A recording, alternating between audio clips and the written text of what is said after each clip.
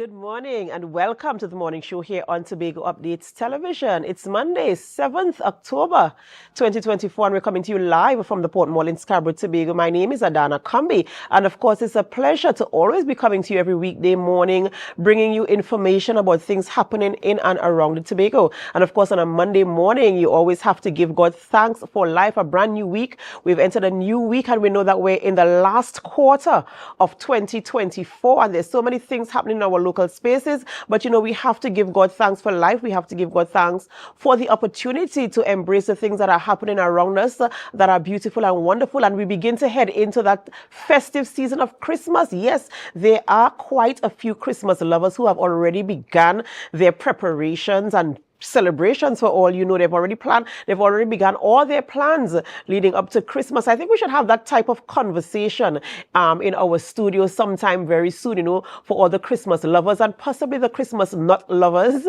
I don't want to use that other word. So we're going to have that conversation at some point in time to see where we are with that. But we're always so happy to have you with us whenever we're in studio, whenever we're bringing information to you, whenever we're bringing news to you, whenever we're having discussions about things happening here in our local spaces. We always want to engage with you and to ensure that you are part of what we do here. What we do here is to bring the information to you, and we really appreciate your comments. We appreciate your likes. We appreciate, the support that you lend to us whenever you see us on the outside, always hailing us out and saying Tobago updates. So we really, really do appreciate you, and we really do hope that you could stay with us throughout the entire programming today and all our programs that we have here on the Tobago Update Television this morning.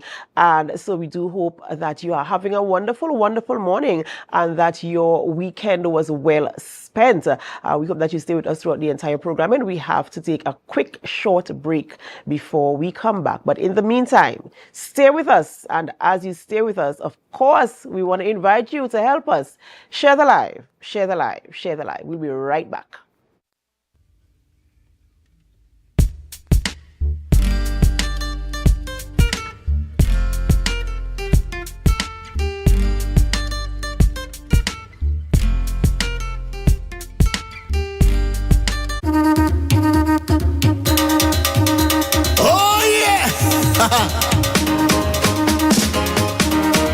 I said I can't wait for Tobago in October. Embark on an adventure to the greatest little island on the planet. Tobago invites you to ritual, revelry, and release. Whining in the Bago sun, having Bago fun, and Bago drinking rum. We go jump up and carry on. From October 25th to the 27th, 2024, experience the energetic vibe, the vibrant colors, and the unforgettable spirit of the Tobago Carnival. Down here in Tobago. In Tobago. Whether you're tripping down the road or marveling at the beauty and creativity of our artisans, Tobago Carnival is an adventure. I said I wait and I wait and I wait and I wait for Carnival to come. So I call all my friends, making the plans for the Tobago Carnival fun. Join us for ritual, revelry, and release. Tobago Carnival 2024, where every moment is memorable. I said I can't wait for Tobago in October.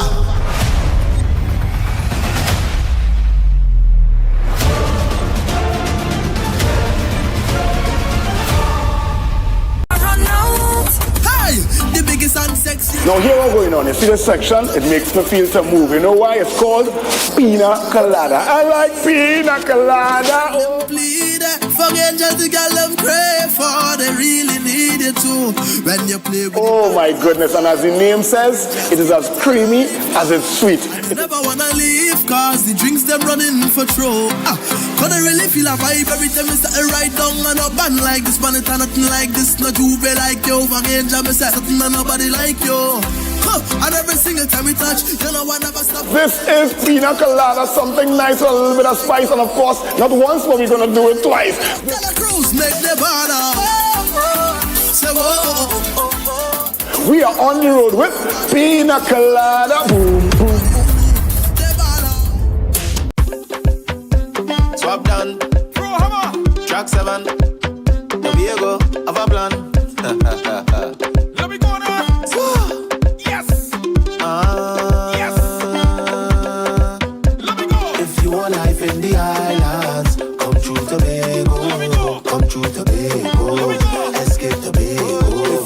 vibes in the islands. Come true Tobago, come true Tobago. Escape Tobago. Wanted this all of my life. One place with all of my life. So everything that I need is all on the aisle. You can come in, stay more than a while. So go get your friends, bring something, and pack up your bag, let's go. If you're looking elsewhere, na na na na. If you're going elsewhere, na na na. Rotisserie, mouth-watering fries, salads, combos, and specials galore. Feeling for something to eat? Come and see. Our rotisserie is seasoned to the T. Kicking chicken, masala, and jerk roast. Crispy fries made from scratch. Who do you know can beat that? Or salads freshly cut and packed. When you taste it, you'll be wanting to come back. So come check us out on number 2 Robinson Street, Uptown Scarborough, Tobago. We open on Saturday nights from 7:30 to 11:30 p.m. Monday to Thursday, we're open from 10 a.m. to 9:30 p.m. and on Friday, 10 a.m. to 4:30 p.m. Contact us at 772-7443 and all social media handles at The Rotisserie Factory. Don't tell me about work I out on the road today. Don't tell me about work I out on the road today.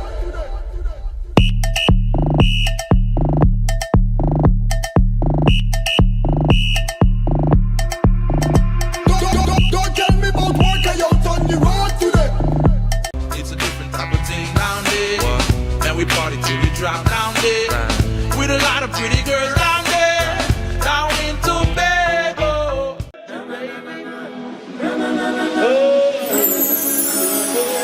I can't live without you, I can't be without you for too long.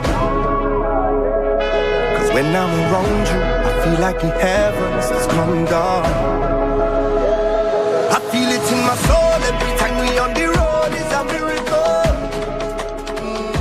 A million strong come together. Coconut's Cafe, the buffet restaurant that specializes in all your tasty local dishes. For breakfast and for lunch. Breakfast includes coconut bake and sada roti, served with chokers, bull joil, and sausages in tomato sauce. Not forgetting beef and cheese pies, shepherd's pie, macaroni pie, and rice in various styles. Meat served in a variety of flavors, garden salads, and pasta salads. All this accompanied by fruit juices, coconut water, your choice of a great combination to appease your taste buds. So call us today to order, as we are here to accommodate your busy schedules or if you are having a cooking day off.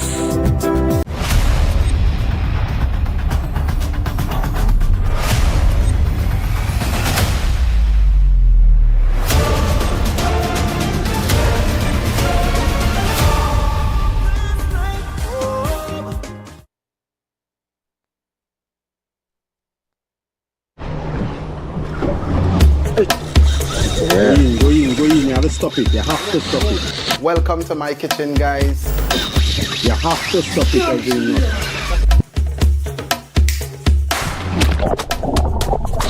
That's it, that's the intro. Let's do it one more time, right?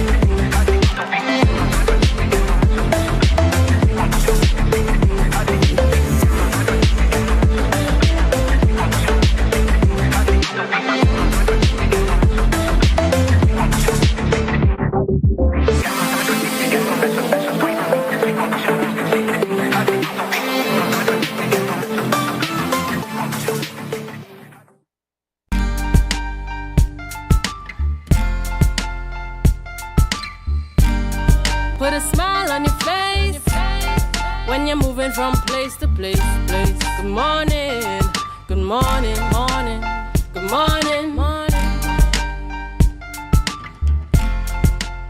Welcome back to the morning show here on Tobago Updates Television, and thank you so much for staying with us. We're going to head on over to the news in 90 seconds at this time. Thank you, Adana. Here is your news in 90 seconds for Monday, October 7, 2024. Tobago East MP Ayanna Webster Roy defended the allocation for Tobago in the 2025 budget. Webster Roy rejected opposition leader Kamala Persaud's Bissessa claim that the government is disinterested in child protection, emphasizing improvements in childcare and infrastructure in Tobago under the PNM. Webster Roy stated that the additional funding of $678.5 million is allocated for various projects in Tobago, countering the criticism by the Tobago House of Assembly. She urged the Tobago House of Assembly to support autonomy bills for Tobago and express support for the Children's Authority, stressing that child protection is a non-partisan issue. Up next, Tobago stakeholders have expressed concerns over the government's plan to build a 5-star hotel in Buku in 2025, as announced by Finance Minister Colin Imbit in the 2024-2025 budget. Environmentalists such as Pat Turpin are worried about potential impacts on the nearby Bonacord Lagoon. Other stakeholders, including political leader Dr. Denise Soyafat Angus and Tourism Secretary Tashia Boris, criticized a lack of consultation with the Tobago House of Assembly and Tobagonians. Tobago Chamber President Curtis Williams and Tourism Minister Randall Mitchell supported the development, citing potential economic benefits, but emphasized the importance of environmental sustainability. And finally, Beverly Ramsey Moore has retained her position as president of Pantrinbago with a landslide victory in the recently concluded Pantrinbago elections. Ramsey Moore will serve another 4-year term following her successful re-election, which took place yesterday at the Mukorapo East Secondary School. And that was your news in 90 seconds. Thank you, Bianna, for our news there in 90 seconds. And it's that time of the morning where we celebrate with those who are celebrating. It's time for our birthday shout-outs. And this morning we celebrate with Marsha Marcel. Marsha is celebrating a birthday today, and we want to say happy birthday to you, Marsha. We pray God's blessings upon your life, and we do hope that you have a wonderful, wonderful birthday. So happy birthday to you. This is Nikosi Phillips celebrating a birthday today, and we want to pray God's blessings upon your life. We do hope that you have a wonderful, wonderful birthday today wherever you are, and whatever you do, continue to shine and have a wonderful birthday today, Nikosi. All right, ladies and gentlemen, it's Monday morning, so you're wondering what's in my cup. What's in my cup is sponsored by LCJ Delights, and this morning I am drinking ginger moringa tea this morning. Yes, LCJ Delights provides for you teas, teas, porridges. Yes, that's right, and flour for your pancakes and waffle mixes as well. So do contact them there to get your mix of coffee. There's one more birthday that we must celebrate this morning. Let us not forget. This morning we want to celebrate also with Miss Listra Jack. Listra Jack is celebrating a birthday today. So Listra, we want to say happy birthday to you today on your birthday. Of course, the wife there of Liebert Jack, one of our colleagues here in the media industry. So happy birthday to you, Listra, this morning. Do have a wonderful, wonderful birthday. Who are we speaking with in studio this morning? Well, there is a name that is ringing out on the island of Tobago, even in Trinidad. And for those of you who are interested in anything happening in and around the Tobago, we're going to start the conversation immediately this morning in studio. I have with me Mr. John Prokop. Yes, let's give a round of applause for John Prokop for completing that amazing swim. He is in here in studio with us this morning, and we're going to head straight on into that conversation. Good morning, Mr. Prokop, and welcome. Good morning. Thank you very much for having me again. Of course, an absolute pleasure. And we were talking off camera, but off air about a few things, and it's really exciting coming here this morning to have this conversation with you. That feeling, I feel as if I am the one who achieved that goal. So I feel a sense of satisfaction. So I can only imagine how you feel this morning having achieved that. So let's start there. What is the feeling like for you coming here and sitting this morning and having this conversation with us? Oh, it's a really, really great feeling. It's fantastic to be back on land and dry. I'm sure. I'm absolutely sure. And It's just so amazing the things you can achieve once you really put your mind to it and you prepare yourself for it mentally. And talking about preparation, what did it take for you in terms of preparing to take on this goal that you had set for yourself? What are some of the things you had to put in place mentally, physically? What did you have to do to your body, to your mind, to your relationships in terms of how do you relate with people? You might have had to say, well, we can't go for breakfast today because I'm going to swim. So what did you have to put in to ensure that you were able to get to where we are today? Well, on the physical side of things, it was a lot of discipline, a lot of commitment, but I have it easy, because all I have to do is show up on time to my early morning swim training at the YMCA pool in Black Rock, where my coaches, Rochelle Pear and Mosey Denoon, they take over from there.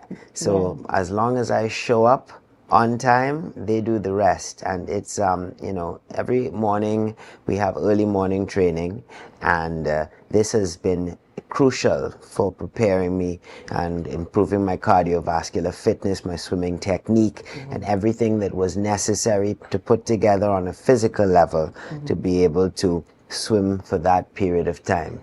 And I'm tempted to look at the video and comment on the video, but I want to talk a little bit about what was the inspiration to take on this feat. Well, I've always loved the water. I've always enjoyed swimming, and I've always been somebody who's passionate about the marine life. I'm a scuba diver by trade. But originally, the inspiration for this swim was the story of Sandy's revolution. And that was what began to inspire me the most. That is absolutely amazing. Talk a little bit more about the revolution so that people can have an idea as to, okay, so they're hearing now Sandy's revolution. What is it about? So just give us a little, you don't have to go into, but just give us a little so we can have that type of information so you could make the comparison and see the relationship between that and your swim. Well, I tell you, if you're familiar with Tobago, you'll know Sandy Point. And of course, this is called Sandy Point in honor of the slave who led the revolution at a time when slavery was being practiced in Tobago, but it had already been abolished in Trinidad and was illegal. And unfortunately, the revolution was quashed, and Sandy escaped with some of his followers. And we don't know how he did it exactly, because obviously it was a secret plan. But we have an idea that they could have swum all the way from Tobago to Trinidad if they did not have the use of a coconut branch raft and coconuts to take along for hydration, which they may have done. But that was the tale that inspired me to swim from Tobago to Trinidad. Absolutely amazing there, of course, and knowing the history and having something to tie your goals to makes it even more, noteworthy, and more enjoyable and more satisfying. Absolutely. Dare I say. I was having a conversation with a chap yesterday, and we were talking about your swim, and he was like, this guy is 9 years old, and he was like, so isn't he afraid of the dark? When did he start the swim? Isn't he afraid of sharks? Was there a boat there? How did he do this? So all of these questions I must bring to you this morning on his behalf. Weren't you afraid of the dark? Weren't you afraid of sharks? Was there a boat that you could hold on to? Well, the irony is I am afraid of the dark. I mean, to the extent that if it's dark, I'm not going to just walk. Right. I'll be nervous. And it's the same when you're swimming in the ocean at night. You are nervous. And you do have to control your emotions. But at the same time, I had an extremely dedicated team of professionals who, many of them are experts in their fields. And I also, because of my scuba diving background, have an appreciation for the behavior of a lot of the marine life that people would be afraid of. And so when you put it all together, you weigh the pros and the cons, and he pays your money and he takes your chance. That's right. And I see you there just recently on that clip that we were showing with a bottle of water in your hand, of course, having to remain hydrated. Yes. And I don't even see you holding on to the vessel for support there. This is 100% commitment. Talk me through that and what was in your mind at that point in time. Oh, well, just trying not to choke on the water because you have to scull, and you can float to rest, but when you're drinking, you can't float too much because you have to make sure you sip properly and you don't take the water down the wrong way. But I had coconut water, I had water, Lucozade, Ensure, and I stayed well hydrated. I had my electrolytes replaced, and I also made sure that I was not without energy. And so I also had CKA figs to make sure that I had enough inside of me so that I wouldn't cramp. And I think it worked quite well, because at the end of the swim, a lot of people thought that I would need to go to the hospital, but I felt quite good considering what I had just put my body through. And it didn't really take me that long to recover. However, I must say that the worst thing about the whole swim was the effect that the salt water had on the inside of my mouth. I wasn't able to eat solid food for a few days. So luckily I can eat solid food again. Good. I'm happy. I'm absolutely happy to hear that.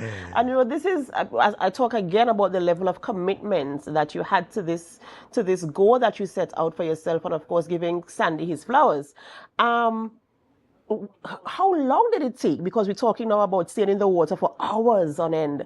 That was another question asked by the young chap. Yeah. How long did the swim take? And we're talking now about not cramping up and ensuring that you're able to walk and stand after the swim. So how long? What time did you start? And what time did the swim end? Well, we started just before 10 p.m. It was a little bit over 24 hours in complete duration. And there were times when I really felt like I couldn't go any further. The first 12 hours of the swim was one of the most amazing experiences of my life. Wow. I felt really exhilarated and accomplished and excited, and I could feel that there were people along with me for the ride, cheering me on, and the crew that were supporting me on the ocean in those 2 boats of Predator were absolutely fantastic. So my spirits were very, very high. And then I went into the second half of the swim, and that's when things started to get very challenging. And there were a few scary moments, and there were moments when I thought that I could not make it. And on at least one occasion, my team convinced me that I was not getting back on the boat. And I did beg. I have to admit that. But luckily we had made an agreement prior to the swim, and it was agreed by everyone that I would only be allowed back on the boat if there was a medical emergency. I made them promise that. Right. So they kept their word, and we held it together. And just when I thought that I had no energy and I had been swimming in one area for quite some time without making any major progress, and it was beginning to get very frustrating, and we were going into the second night, that's when I had a very close encounter with an Atlantic bottlenose dolphin who swam with me for over 20 minutes. Wow. And this, I think, was one of the things that was crucial in helping me to get my mind together. And as a result of getting my mind together, my body was able to continue. That must have been an amazing experience for you there. That was an absolutely awesome and amazing experience. Wow. And what I like about this also is your team, having a group of people who you can be accountable to, who can hold you to your word and to ensure that, you deliver on the things that you say you're going to deliver on. So kudos to your team. Absolutely. Of course. And let's make no mistake. I cannot take credit for this without my team. My whole team should be here with me right now. I don't think we have enough room. But on this occasion, we had a 6-member team. And David McLean, captain of Predator, and Kester Thomas, captain of Predator 2. They were really the reason that we were able to make it successfully to Trinidad. The planning was very intense. We worked out what the conditions were doing by measuring the speed and the strength and the direction of the currents. And of course, we were lucky to have technology on our side because we were using the Windy app. And we were then checking to see how accurate the readings on the Windy app were in the actual ocean. And that's another benefit because Mr. McLean and Mr. Thomas are extremely extremely experienced with the galleon passage and the waters between Tobago and Trinidad. So it was really their knowledge and expertise that allowed us to navigate successfully to Trinidad. My job was just keep swimming, just keep swimming. That's right. So what's next for you? Well, what's next for me is showing up on time to training tomorrow morning with Rochelle Pear and Mosey Denoon so that I can continue to, get stronger and faster and fitter and improve my technique. However, I do have an ambition to swim around the island of Tobago. And so I suppose in the not so distant future, we may be having that conversation. Absolutely amazing. I do hope we can have that conversation right here on the Morning Show on Tobago Updates Television. Thank you so much, Absolutely. Mr. Prokop. We wish you the very, very best in all your future endeavors, and we are there with you to lend that measure of support as well. Thank you very Ladies much. and gentlemen, we've been speaking with Mr. John Prokop. He recently concluded that swim from Tobago to Trinidad in just over 24 hours with an amazing team there lending him that measure of support. You can do whatever you put your mind to. Surround yourself with a good team and a good group of people to hold you accountable to all that you have planned to do. We have to go for a short break before we continue conversations in studio this morning, and you want to stay tuned for our next conversation as we speak with Mr. Joel Jack. He is former Secretary of Finance here in the Tobago House of Assembly as we speak about budget 2025. We're going to go for a short break, and as we go, we invite you to help us share the live, share the live, share the live. We'll be right back.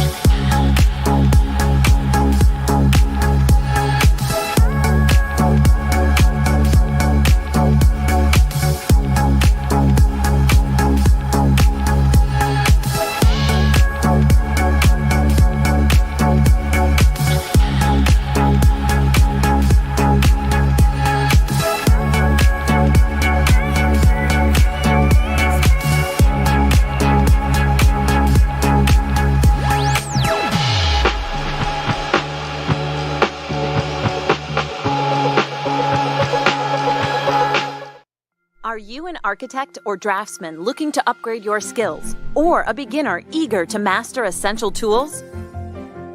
ReCAD Labs has the solution. Our Revit Architecture Fundamental Tobago course is designed to boost your skills and confidence. Running from October 6th to November 17th, this course includes a live session on November 17th for hands-on learning.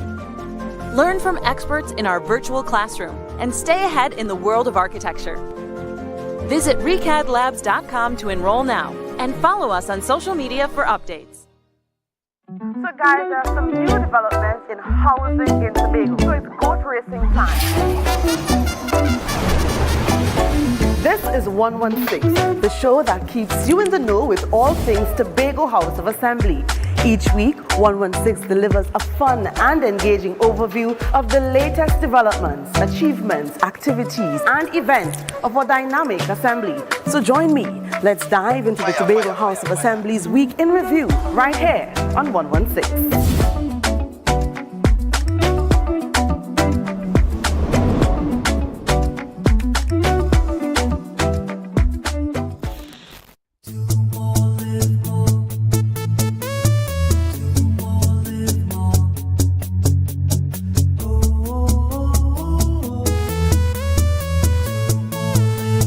This is how it's gonna go.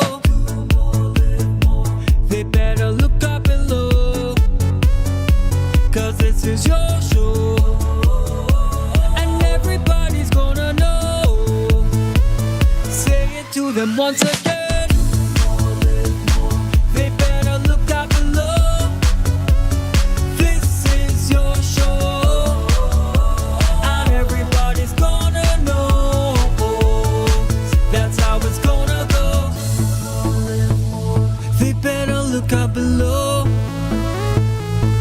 this is your show. More, live more.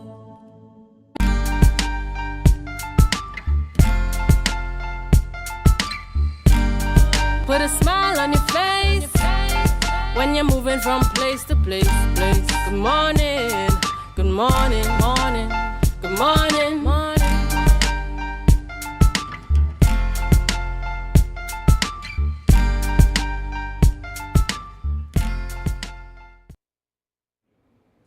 Welcome back to the morning show here on Tobago Updates Television. We are live in studio. We continue conversations this morning and we speak with Mr. Joel Jack, former Deputy Chief Secretary in the Tobago House of Assembly and Secretary of Finance. As we speak about Budget 2025, we know the budget was recently read in the House on Monday, September 30th. And so we're going to go through the allocation for Tobago here in our show this morning. Good morning, Mr. Jack, and welcome. Good morning, Lady Combi. Good morning to you and to all your listeners locked on across the island, across the country in Trinidad, and of course those who are listening to us via the internet across the globe, locked on to Tobago. Thank you for having me on this morning. Of course, a pleasure. And of course, you know, in the air, in the atmosphere, we're still talking about Budget 2025 because we have to pay a reference to how it was allocated in the Tobago instance, the distribution of funds for Tobago. And of course, we're hearing, we know. Let's talk about what we know. Whenever you present your request for a budget, you know that you're not going to get 100%. In any organization, whether it is your own business, whether it is government, wherever it is, once you come up with a budget, chances are you're not going to get 100%. So when you present, you plan for, just in case I don't get 100%, let me present something that I think I can work with. In this instance, we didn't get what we asked for, right? A shortfall of $1.2 billion. And now the situation is here. We're saying we don't have enough. What are we going to do? How do we allocate what we have to ensure we complete the projects, the priority projects, or recurring expenses? How do we manage the funds that we have? Where are you where this is concerned? Do you think that the money allocated to Tobago, although it is not what we asked for, it is less, significantly less, do you think it is enough to manage the affairs of Tobago? Well, Ms. Combi, I love your approach to it in terms of how you budget, you assess your resources, and based on what you have, you make certain determinations. And I think the current Secretary of Finance could take a page out of your book and learn from you. I think you're very prudent, and what you have outlined initially outlines our approach to the past administration to budgeting. Given the construct of the Tobago House of Assembly Act, what we are required to do is to approve estimates of revenue and expenditure in the House by June 30th each year, transmit and send those requests down to the Minister of Finance for approval. Historically, we have received in accordance with the Dispute Resolution Commission, and of course outlined in the Tobago House of Assembly Act, we have received basically between 4.03% to 6.08%. Historically, we have received on the lower band, and historically, except in instances starting with this current Minister of Finance, who, when he came into office, moved us from the barest minimum 4.03% and has started allocating to us beyond the 4.03%. In addition, what Minister Imbert agreed to do, and when he came into office in 2015, we sat, we met, and he indicated to me during that time the challenges facing the country, what was required. I also indicated to him our development plan, the focus of the Tobago House of Assembly, the status of the Tobago economy, and what was required to move the economy forward. In addition, I outlined my plans for him and I indicated that, listen, an investment in Tobago and the Tobago economy is an investment in national economic development. And what you're investing is not just solely in Tobago, but you're investing in national economic development. And therefore, in order for Trinidad and Tobago to advance, Tobago has to play its meaningful role in national economic development. For example, we outline as part of our Economic Development Plan, or CDP 2.0, that tourism should be the focal point, and we needed the necessary investment in tourism to attract investment to the island. We also needed to ensure that our infrastructure and all the other ancillary services and all the other areas where we can forge those linkages, that we needed the investment in order to accelerate the pace of the development. So we tabled, after initial discussions, the Minister of Finance agreed that, listen, in addition to the subvention, so we're looking beyond the subvention, he will support the Tobago Assembly engaging in raising money on the capital markets to borrow, similar to other state agencies such as HDC. When when the government needs to build houses, they go on the market, float a bond, and execute their housing programs. We said, in the context of Tobago, we wanted a similar arrangement. He agreed we had the ability to borrow. The next thing we wanted to engage in is public-private partnerships, in that you work with the private sector to mobilize funding, and for the private sector to help you to execute projects. And over time, you pay for those projects over time in tranches, just like a lease arrangement, or if you're renting or mortgage. What they're calling PPPs now, it's really a basis in corruption, but that's for another day and another time. He also agreed for us to approach the multilateral agencies to access funding, grant funding, and technical assistance. We did that through the World Bank. We got the necessary support to launch our public-private partnership unit and to roll out our public-private partnership program. Additionally, we were able to, in addition to the bond, raise US $15 million to start the construction and to treat with our coastal erosion program. So what the solution is, not to come and curse the Minister of Finance, but you sit down prudently, because you're mobilizing resources outside of your direct subvention. But let me step back.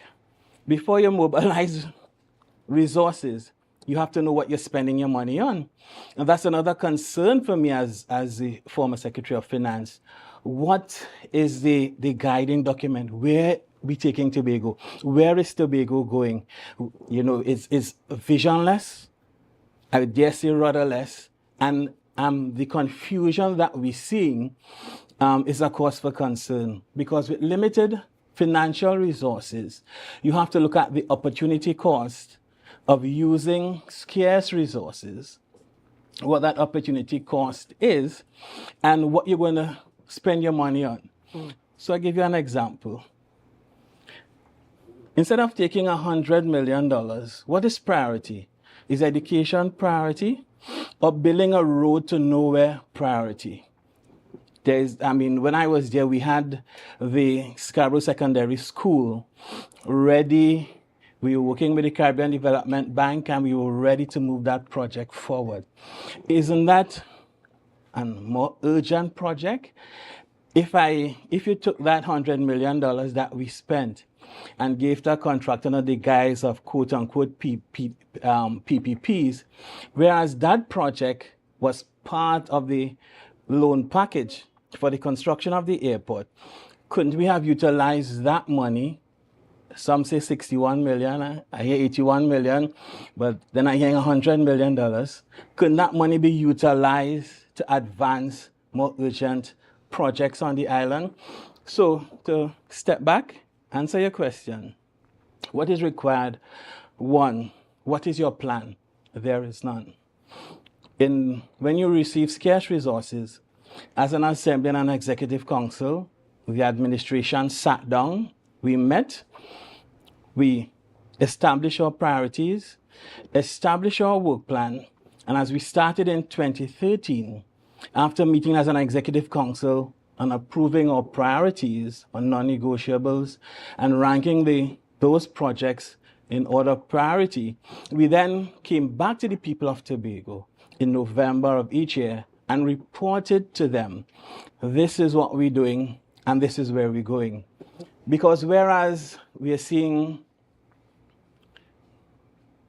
the secretary cherry picking a few projects and saying, how are we going to build this? How are we going to do that? That's why you were elected. However, in the instance of the Tobago House of Assembly, unlike any other ministry, the allocation to Tobago must be seen as an en bloc allocation. The Tobago House of Assembly is the only entity, when you look at all the other ministries, endowed with the power to move around and shift around the allocation, unlike other ministries. Other ministries, if they have to move $1 within recurrent, must have the express and written approval of the Minister of Finance. The Tobago House of Assembly is not so constrained. They have the flexibility to move the resources around where they see fit and allocate the funding accordingly. So what is required now? Going back to your example that I liked, I love your example so much. I will ask Ronel to give me a copy of that so we can post that and play it. Sit down and you identify what are your priorities. You also identify what are your challenges, because in addition to the budget, as the former Secretary of Finance and current Chief Secretary did, he can go to the minister and say, listen, during the midterm review, we have mapped out our plan. This is our current expenditure trends. This is where we at. And these are the areas of shortfall. And in these areas, I would really love your assistance. And the Minister of Finance is not unreasonable, even in challenging financial times. Not once, twice, again. The Minister of Finance has always responded to the needs of Tobago. I mean, during COVID, you could remember during COVID, the support, the level of financial support we got from the Minister of Finance, over $155 million in supplemental funding. And again, so when I'm hearing this, this claim by the current Secretary of Finance, as I always urge, temper your statements, And you haven't answered me yet. Do you think the allocation is sufficient? Yes or no? And the reason why I'm saying this is, have you been in a position, hold on, let me finish this. Let me take this home. Have you been in a position as the Secretary of Finance several times receiving an allocation from the central government that is not enough? No. Again, we go back to historical. You look at historical trends, you look at historical patterns, whereby what we receive. So you have an idea what you're going to receive. But do you have an idea of what you're going to receive? Yes, you're gonna have an idea what you're going to receive. It's not a surprise. Okay. Now, the surprise to me is the noise coming from the current administration. So, and answer your question. Let me give you an instance. In 2015, right after the budget, we were given our allocation. And in 2015, we got a memo that we had to reduce our expenditure by 15%. So you submitted your budget statement in June, right? The price of oil and gas fell precipitously. And as a result, there was a reduction in your budgetary allocation across the board. And we had to manage, and we managed very well.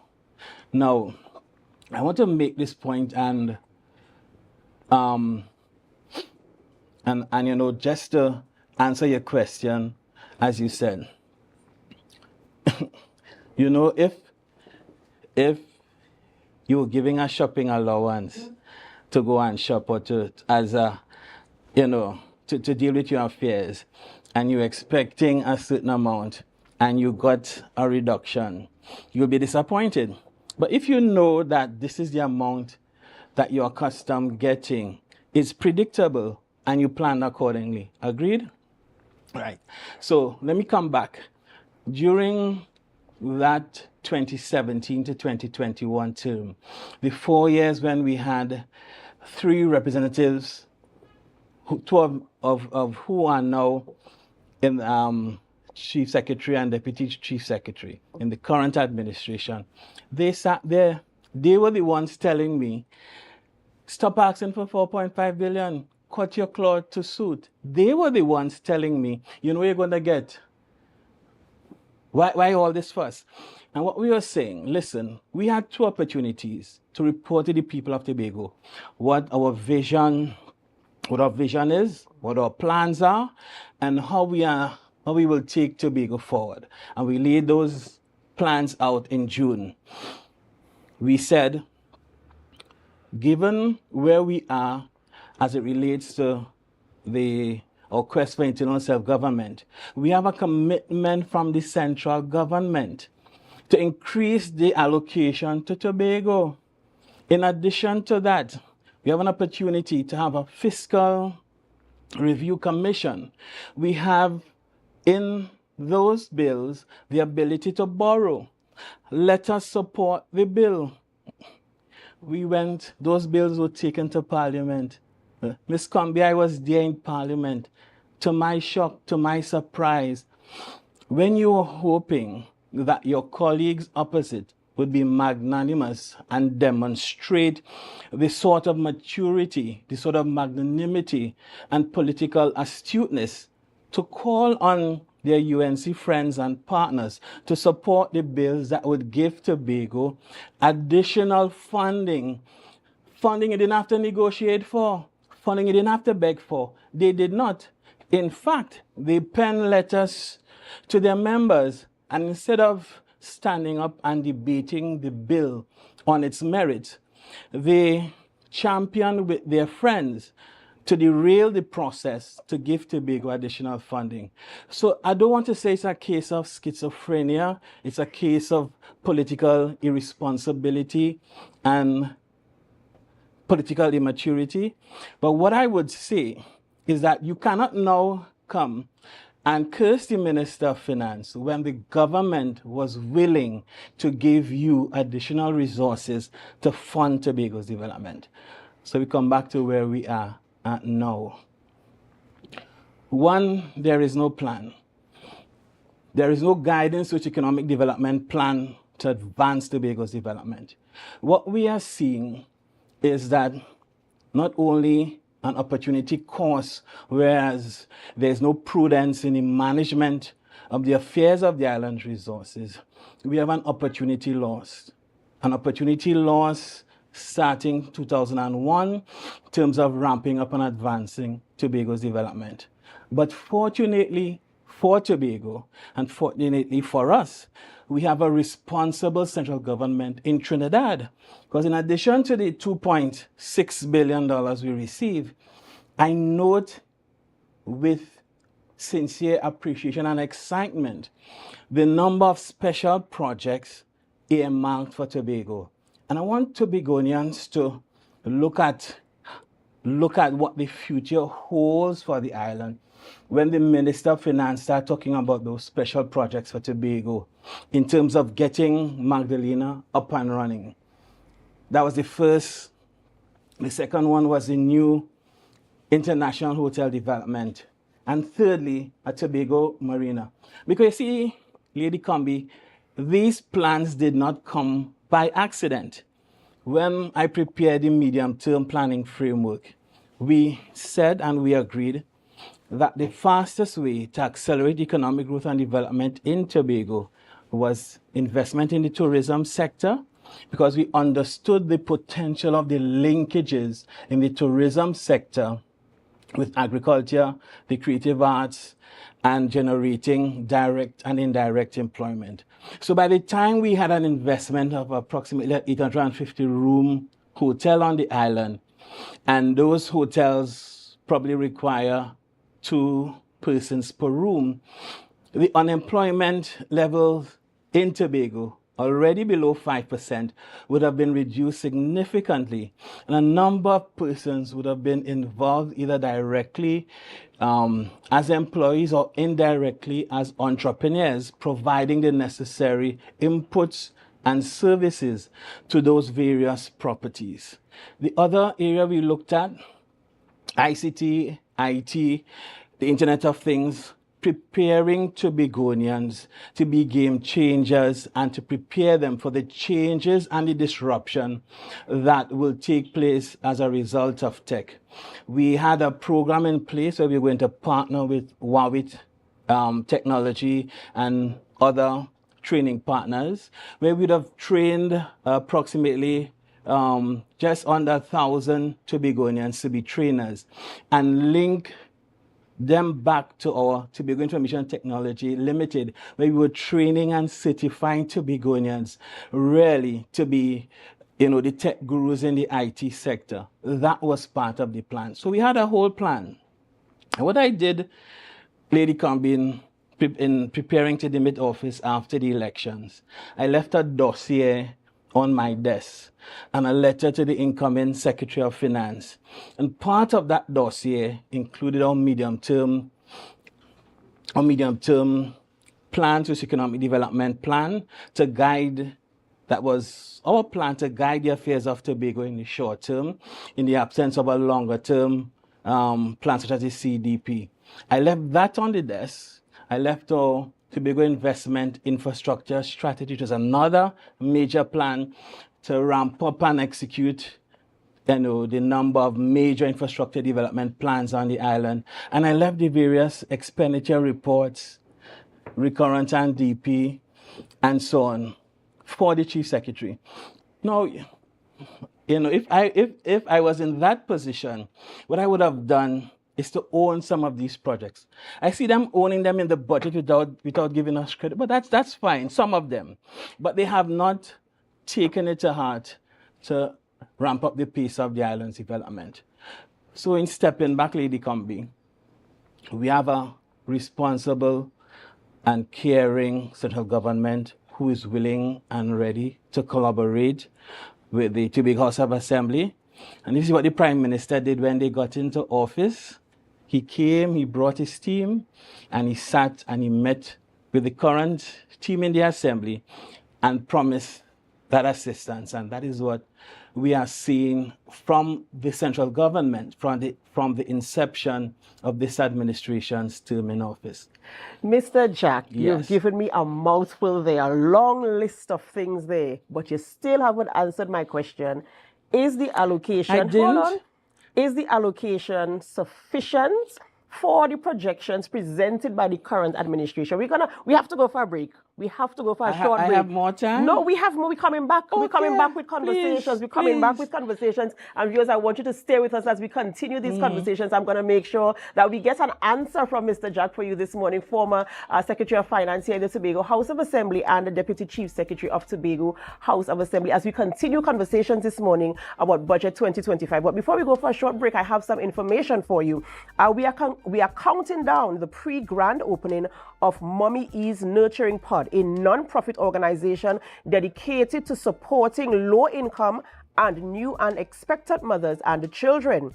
Location is at 17 Bushby Park, Glamorgan, Tobago. The opening date is Sunday, 13th October from 2:30 p.m. Be the first to experience our services, including newborn preparedness hampers, affordable maternity and children's clothing, and more. Free school supplies will be distributed on a first-come, first-served basis, so come early to grab yours. We officially open our doors on Monday, 14th October from 10 a.m. to 2 p.m. with regular business hours Monday through Thursday, 10 a.m. to 2 p.m. We can't wait to welcome you into Mommy Me E's family. For more information, visit us on our Facebook and TikTok at Mommy E's Nurturing Pod. All right, ladies and gentlemen, we are speaking with Mr. Joel Jack, former Deputy Chief Secretary and Finance Secretary in the Tobago House of Assembly. We have to go for a short break and we will continue conversations here in studio as we speak about Budget 2025.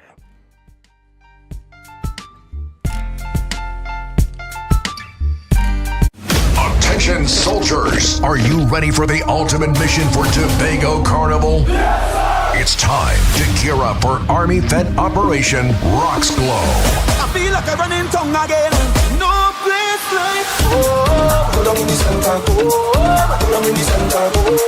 We're taking the vibes out to the countryside, where a premier cast of live entertainment will be pumping all night long. Army Fat Operation Rocks Glow.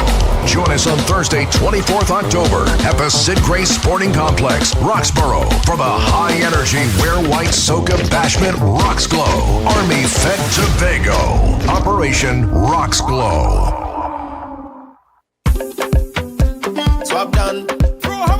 Track 7. Tobago of a plan. Let me go now. Yes. Yes. Let me go. If you want life in the islands, come through Tobago. Come through Tobago. Escape Tobago. If you want vibes in the islands, come through Tobago. Come through Tobago. Escape Tobago. Wanted this all of my life. One place with all of my life. Everything that I need is all on the island. You can come in, stay more than a while. So go catch your friends, bring something, and pack up your bag, let's go. If you're looking elsewhere, na na na na. If you're going elsewhere, na na na.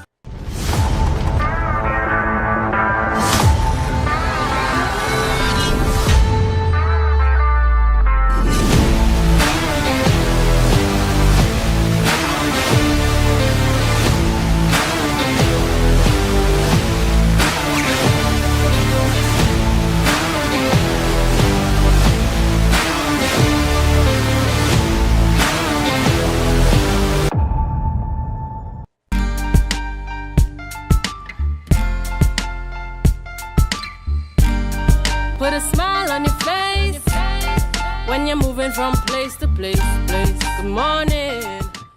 Welcome back to the morning show here on Tobago Updates Television. We're just at 8:01 a.m. So, of course, if you're getting to work for 8, if you're not there, you might be a little bit late this morning. But if you're still on the nation's roads, remember to drive safely. Thank you for staying with us for this extended version of the morning show as we continue conversations in studio with Mr. Joel Jack. We've been speaking about budget allocation for Tobago for 2025. The question asked, is the allocation sufficient? Mr. Jack, of course, you gave me instances when you were Secretary of Finance, you know, how you were able to manage and ensure that what you got was enough for what you wanted to do. In this instance, based on your experience and your expertise and your involvement in the Tobago House of Assembly, managing the public purse, as it were, do you think that what was allocated for 2025 is sufficient for the projects that are supposed to be implemented on the island of Lady Tobago? Combi, I love your question. Is it sufficient? And I would say yes, more than sufficient.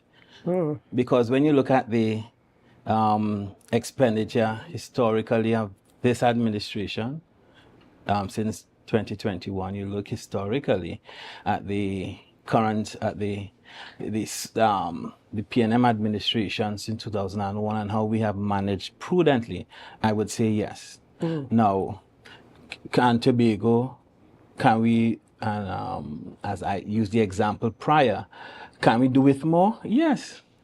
And the question, first of all, is what you're going to do with the funding, where you're going to channel those resources, and what are the targets that you're looking to hit. What is your investment policy? What is your investment agenda? What, in terms of PSIP, what are those projects that are shovel ready and that are earmarked for execution? And have you consulted with the people, as I would normally do annually, in terms of looking at the areas of priority that the public, that they're intimating that these are the areas that you should be focusing on? And when you use those parameters, you have to ask yourself again the question, what is this administration doing? And that should be a concern for all Tobagonians, and I think all Trinbagonians, because you're asking for additional resources, but then at the same time you are cursing persons across the waters. And when every time I travel to Trinidad on a weekly basis, Trinidadians are concerned for a number of reasons. They are concerned with what is happening in Tobago. And I dare say all Tobagonians, you should be concerned as well in terms of what is happening as it relates to the prudent management. For example, you had a school repair program. You have persons, yet to receive funding and payment for services, all your artists, your artisans, your small contractors, those small entrepreneurs. But yet you see persons going on a trip of close to 100 persons going to New York, and you're asking yourself, is it really a mission or a joyride? Because with a mission, there are clear goals, clear parameters, what is the objective behind the trip. And I think all of Tobago should be clamoring for greater accountability and greater transparency in running of the affairs of the island. And I agree with you with transparency and accountability, because at the end of the day, I pay my taxes. You pay your taxes. We all pay. So we want to ensure we have accountability. I agree with you, Lady Combi. You spoke about managing prudently, right? And you of course have to manage what is available to you prudently to ensure you reap the maximum benefits, to ensure if you have goals set out that you are able to cover the cost for these things. This is managing prudently to ensure that you don't overspend, to ensure that you don't have a big shortfall, to ensure you prioritize. I want to talk about the current administration reported that they inherited a large debt when they went into office, which they are still speaking about even up to now. I spoke with the current Secretary of Finance just last week, Monday, I think it was, and she was talking about the development outstanding bills of over $400 and something, million, and that is a debt that was inherited by the previous administration. How do you balance now prudent management with an existing debt that was left behind? And I know that you would come in and go out. Even if another administration comes in now, they would meet a debt there. How do you manage and how do you account for the debt that was left before leaving office? You know what was surprising upon assuming office? I was hearing this a very dangerous statement made by the current Chief Secretary of those bills are their bills. So what they did as part of their strategy, they came in and they put those bills aside and started their expenditure, mismanagement, and so on. And are now lamenting the fact that these bills are currently before them. What they are also not stating is that they got funding and support at the various midterm by the Minister of Finance, additional funding to treat with some of those outstanding bills. What they are not also reporting to the people of Tobago, as I did on a monthly basis as Secretary of Finance, I will table all the expenditure reports in the House as part of my responsibility and my commitment as it relates to promoting accountability and transparency within the Tobago House of Assembly. I would table those bills. What you're not seeing being tabled... Can I just ask you, is that policy or is that based on your own integrity? That is part of the administration's commitment in terms of tabling those reports. So they're basically statutory on a monthly basis. Those expenditure reports are supposed to be tabled. What we are not seeing since administration came into office, they are not tabling the September monthly reports or the end of fiscal year reports. So you don't have an idea in terms of the total allocation received, the level of expenditure, what unexpended balance remain from what you spent last year, and what is the current. So for the past two fiscal periods, 2021, 2022, 2023, those reports have not been tabled in the House, in the legislature. And you're asking yourself the question, what are they attempting to hide? So if you are serious about transparency and accountability, and I want to call on the current secretary to have those statements tabled. And additionally, as I did as Secretary of Finance in my Section 3 of the budgets since 2013, I would report in detail as it relates to the total funding received from central government, what was the amount that the opening balances in the contingencies fund, how much was transferred in the current financial, and what was the closing balance at the end, giving all of Tobago an idea in terms of the funding available to Tobago and what those funds were spent on. We are not seeing that with this administration. So they will come and cherry pick a few items and say, we have these outstanding bills, but they're not my bills, Lady Combi. I have responsibility for my bills. They are the bills of the Tobago House of Assembly. And you can recall when coming into office in the first quarter, the second quarter of the fiscal year, and the first month of the year, the Chief Secretary was stating that there's no money in the Assembly. And I had to go on public record to correct him then. So you can see what their strategy is to misinform and to give the incorrect perception with what is happening in the Assembly. So those bills, as they claimed early on, they're not our bills. So they put those bills aside and they started spending money.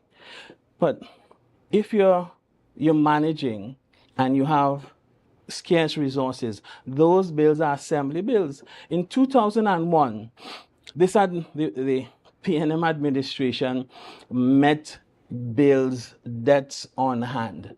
We verified the bills, and then we sat down and we met with the central government, with the Minister of Finance, and we indicated that, based on our level of expenditure, we have these additional bills and we will love your support. The Minister of Finance then, as this current Minister of Finance, Mr. Imbert has done, is indicated yes, and that he will support, he will provide the necessary support, and he has done that. But ask yourself the question, have you seen a report on how those funds that were, those additional funds that were sent to the Assembly, how they were, which bills they paid, and what's the level of the debt? Because if you're having inflows coming in, revenue coming in, and you have debt, you should put use a first in, first out method. Those, development program debt, they're not PNM debt, they're not my debt, Ms. Combi, right? So, again, I wait with a bated breath, just like you, again, to hear what the current Secretary of Finance, what she's saying. I want to ask this question. We were talking about the special projects that the central government want to do in Tobago to supplement, can I say supplement, the allocation given to Tobago. My question is, and will always be until I am convinced of the response, the funding for those special projects, why weren't they allocated in the budget for Tobago and given to the THA and say, okay, add this to your budget for your development projects? Right. So you remember under, in addition to the 2.6 billion, you have additional sums being spent by various ministries in Tobago to execute various projects. So that level of funding will not come through the THA, but Tobago will receive the benefit. And that's how you budget. The funding doesn't have to come to you directly, but you can have the benefit of the project. For example, WASA and TNTech, they are not under the Tobago House of Assembly, but we get the benefit of the services. Additionally, some of those large projects, such as Magdalena, Tobago, we don't have in terms of going out there, mobilizing the funding, getting into debt. Tell me, Ms. Combi, would you put that in the hands of the same secretary who built the roundabout down at Hawkins Q and claiming that that is a roundabout? No. So some of these projects, we get the benefit of them. For example, Scarborough Hospital. No, not Scarborough, the Roxborough Hospital. Approximately $120 million. How was that built? It was built because of collaboration between the House of Assembly and the central government. And with the assistance of UDICOT, that project was executed, and we didn't have to incur any expenditure, the hassle. What we did, we indicated to the government what we wanted, and we collaborated. That's what collaboration does. Doesn't mean that you have to bear the burden of the debt. And I understand the need for collaboration, especially when you have to manage projects of large magnitudes. I understand that. I understand the need for collaboration. And then you look at the 5th and the 6th schedules. Some of those items are not the remit and responsibility of the Tobago House of Assembly. And therefore, they will continue to be the responsibility of the central government. For example, look at the airport. Look at tourism investment, look at the marina. And those projects are not new projects. So let me dispel a notion I'm hearing. Those projects are projects we sat down as Tobagonians and we've been clamoring for. The thing is how you get it.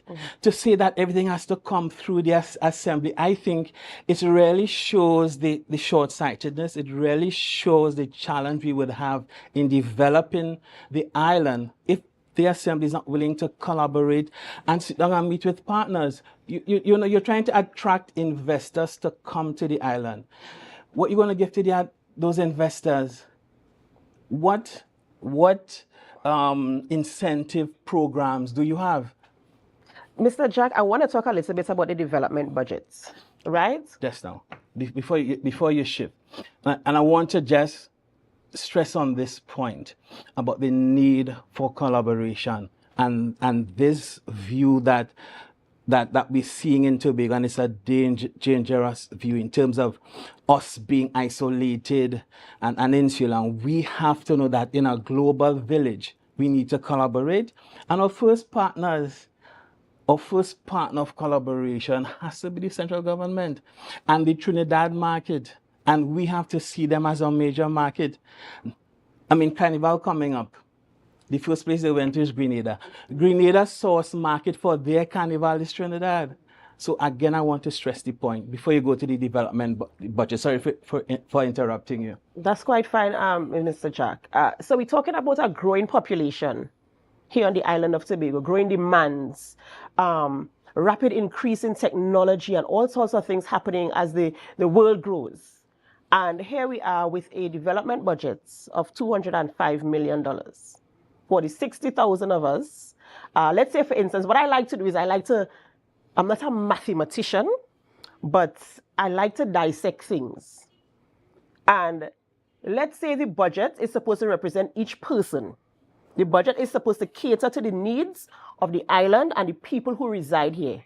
We're not catering for ants and mosquitoes and flies. But then they have to take the total budget in context. I understand this. You cannot separate and say, well, no. on what the, I am saying is development. We have the need. We have needs here as people on the island of Tobago. We're talking about development. And I agree with you. Recurrent expenditure is something completely different, right? We're talking about development and progress, advancing the island of Tobago to the benefit of all of us who reside here. Young, all, in between, medium, all of us, to benefit, the maximum benefit that we can achieve here on the island of Tobago.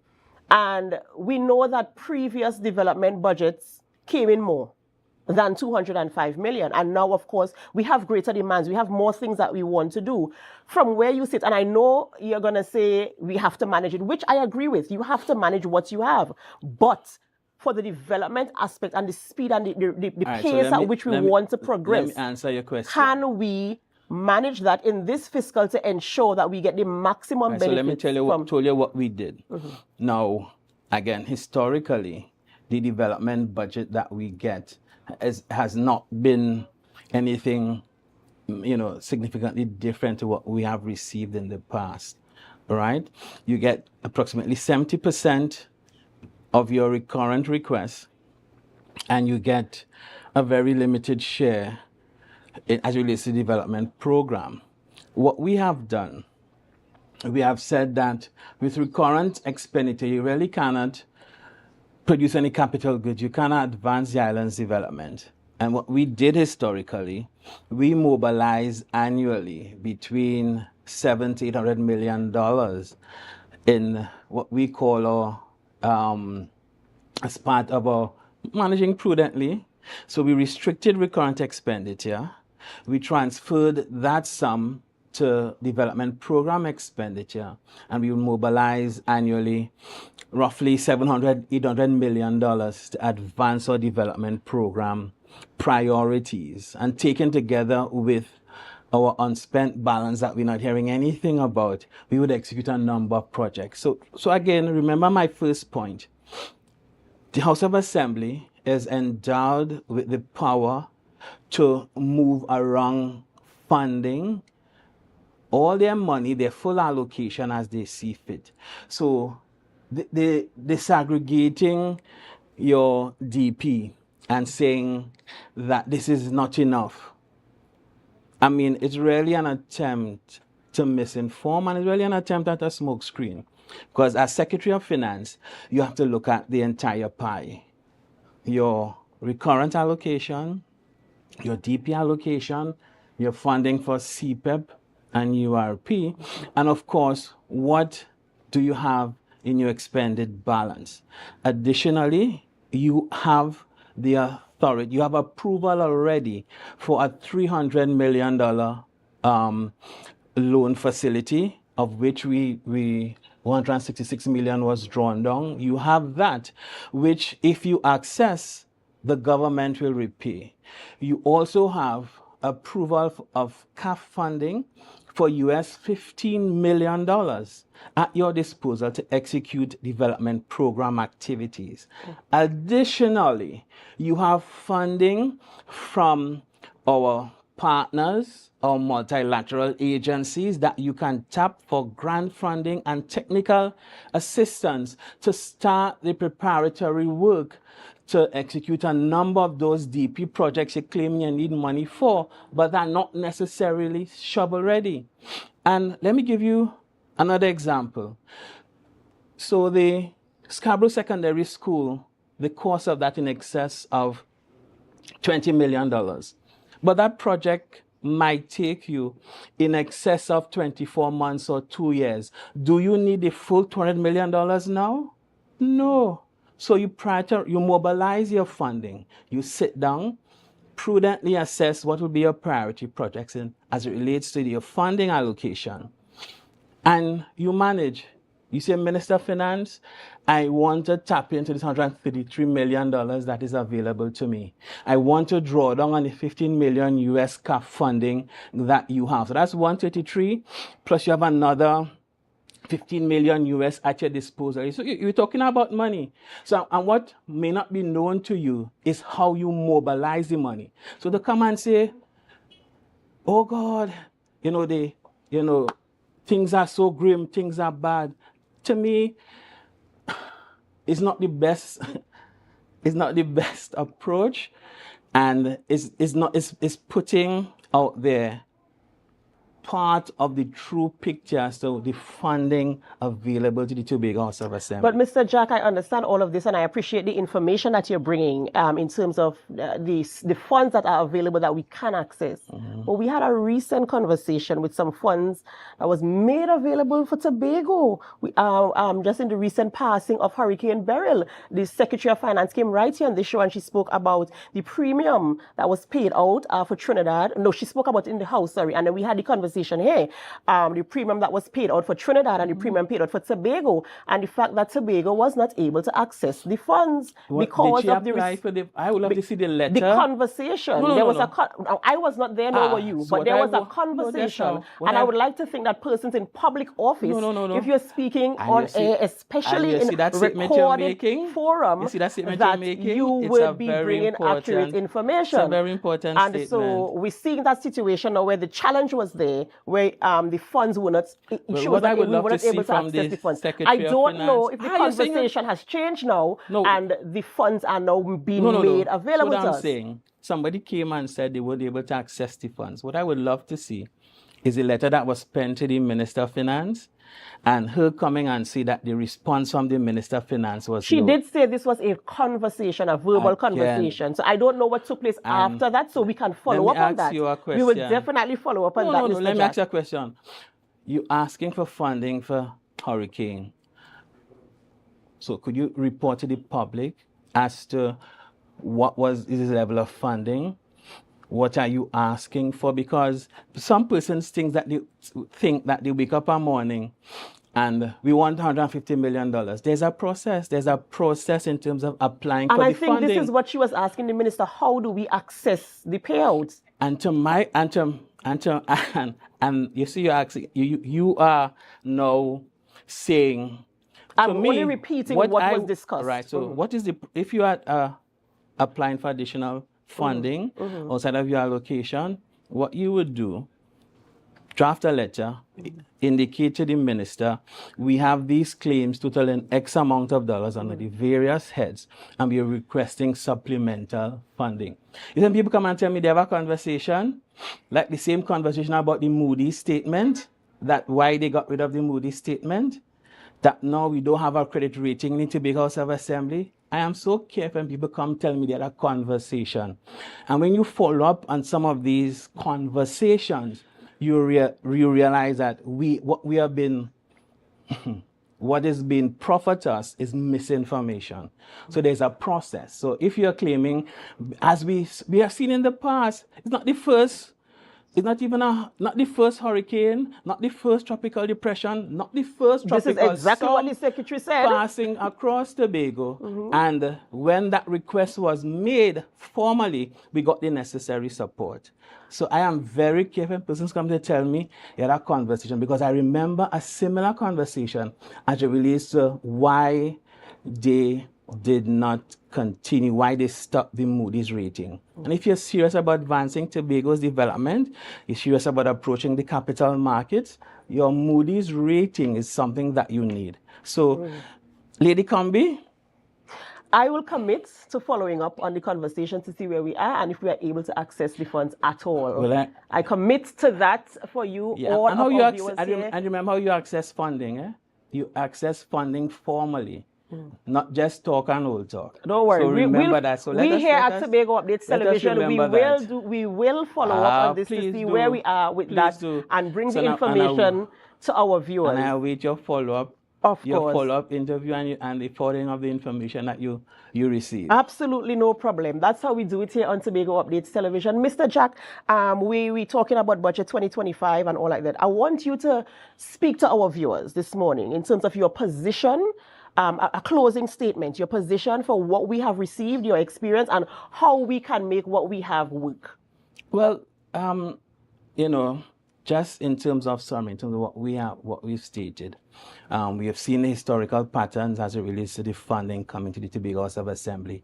This year's funding is in keeping with the Dispute Resolution Commission's submission of us receiving between 4.03% to 6.9%. And again, I want to thank the Minister of Finance, because the Minister of Finance has consistently moved us from the bare minimum of 4.03%, and he has allocated to Tobago and Tobagonians funding beyond that.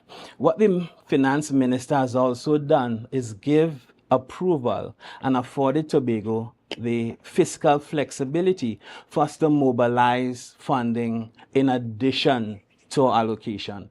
So this focus and fixation just solely on the allocation, to me, is of great concern, because there are additional funding mechanisms available to the Tobago House of Assembly that they're not informing Tobago and Tobagonians about. Another point that is of major concern to me is that we're not hearing anything as it relates to the unexpended balances and the level of funding in the contingencies funds. Those expenditure reports have not been tabled in the House. That is my information since September 2022 and September 2023. The House will be convened shortly in October, and the last Thursday, and I am uncertain if those documents will be tabled in the House. So we have no information as it relates to the level of funding, the overall funding picture, and the funding available to the Tobago House of Assembly. And that's why when I hear the Secretary's fixation on solely the allocation, I am concerned, because historically we have managed with less, we have done more with less, managing scarce resources in a very prudent manner. So I, as Tobago and Tobagonians, I am concerned. The next point is collaboration. The current administration is on record taking credit for derailing major tourism investments on the island, Sandals being one. the marina project earlier being another. And if we had to advance Tobago in a global environment, being part of a unitary state, then there is need for collaboration with the central government, and of course, in terms of collaboration with the major stakeholders, the private sector, and so on. And that is another area of concern for me. The airport project is nearing completion, and we should have had the Sandals project, the airport, and a marina opening up in tandem, because the data is there. We anticipated a 25% increase in Tobago's revenue base, and in terms of an increase in GDP over the next 3 to 5 years with the opening of the hotel investment, the new airport, and the marina. That is what Tobago lost. I spoke about an opportunity cost and an opportunity lost. We have lost significant development momentum since 2001, December the 6th. Opportunity lost, and that will cost us in the future. And the signals that I'm hearing from this current administration is troubling to me as it relates to their posture and it relates to their direction in terms of advancing Tobago's development. And in the absence of any formal socioeconomic planning document, to me, all of Tobago should be concerned with respect to their future. So, Lady Combi, thank you, and thank you to all the listeners for having me on. Looking forward to a follow-up interview. Of course, absolutely. And I was just about to say I'm looking forward to the same. Thank you so much, Mr. Jack, for coming on this morning and having the conversation with us here on Tobago Updates Television. And of course, walking our viewers through your position, your experience, and of course, what you would have done had you had this situation in terms of the budget. Thank you so much for being here this morning. Ladies and gentlemen, we've been speaking with Mr. Joel Jack, former Deputy Chief Secretary of the Tobago House of Assembly and the Secretary of Finance, as we went through Budget 2025. He will certainly be back on this show to continue conversations of this nature. We have to end the morning show here, ladies and gentlemen. What we don't end our programming, yes, we still have GMT, so we head on over there next. And as we do, we invite you to help us. Share the live, share the live, share the live.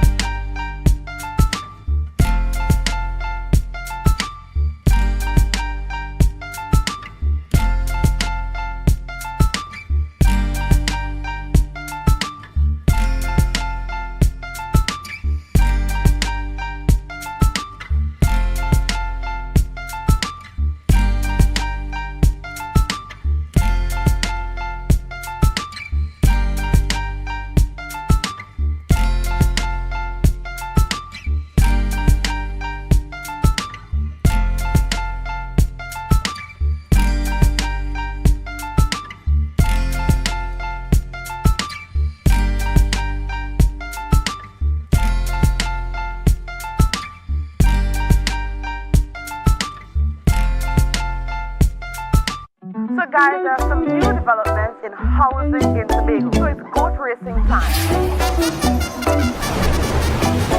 This is 116, the show that keeps you in the know with all things Tobago House of Assembly. Each week, 116 delivers a fun and engaging overview of the latest developments, achievements, activities, and events of our dynamic assembly. So join me. Let's dive into the Tobago House of Assembly's Week in Review right here on 116.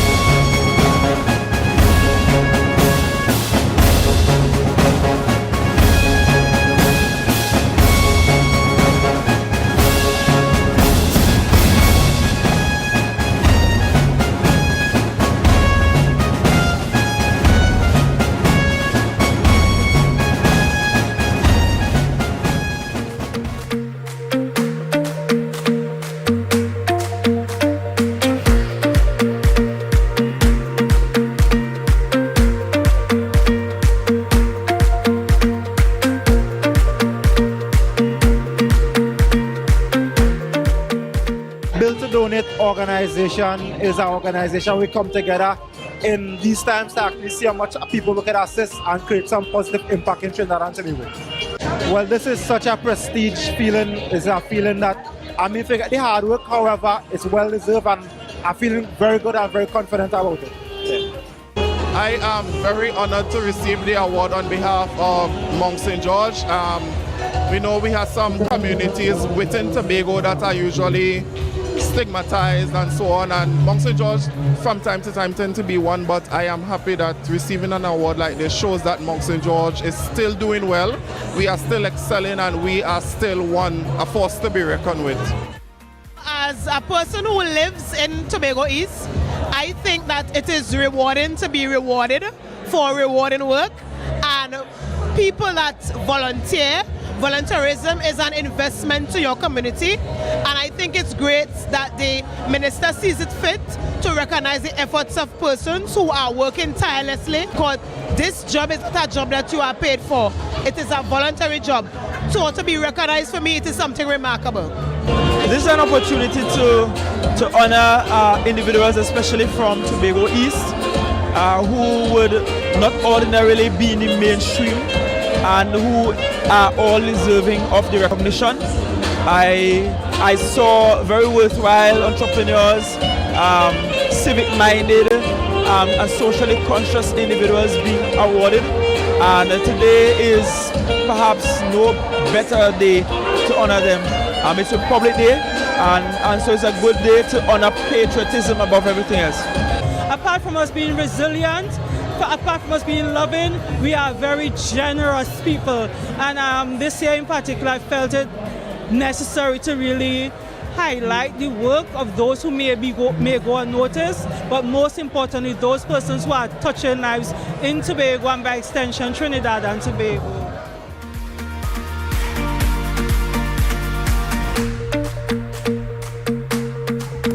That was a production of the Department of Information, Office of the Chief Secretary, Tobago House of Assembly.